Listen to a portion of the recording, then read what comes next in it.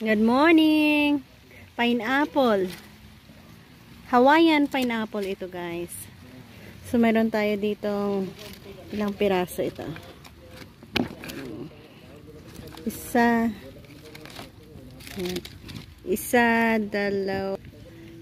Dalawa, tatlo, apat, lima, anim. Paano natin itanim ito? So, ganyan ang style natin para makapagtanim tayo ng pineapple. So, nakikita nyo, mayroon na siyang roots. Ano ba yan? So, mayroon na siyang roots, no? Tanggalin mo ang mga first layer para makita ang ugat.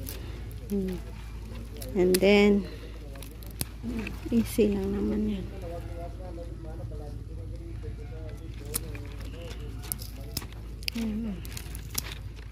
Tanggalin mo yan isa-isa. At ang matira dyan ay ang ugat niya kung saan pwede na natin yan i-plant.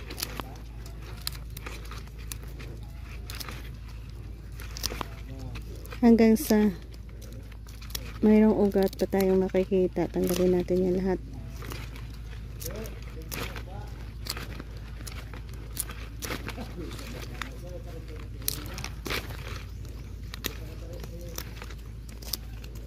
Yan, pagkatapos na nating matanggal lahat yan, isok natin yan sa tubig ng 1 day. 1 day lang.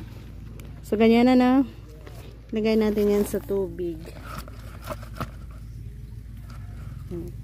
Lahat ng yan ay meron ng roots. So, gawin natin sa lahat and then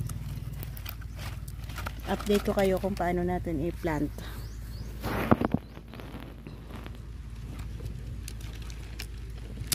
Ganyan lang ka-easy yan.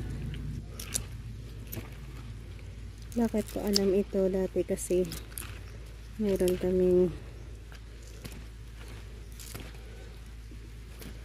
area kung saan nagtatanim din kami ng pineapple.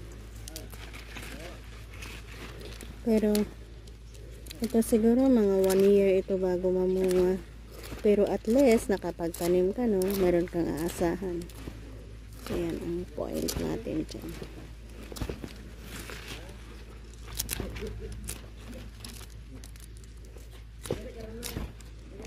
Ayan. Itanim natin yan sa area kung saan maganda ang kanyang tubo. Ayan. And then, yan. Natapos na nating tanggalan ang lahat ng mga dahon at napalabas na natin ang mga ugat niya.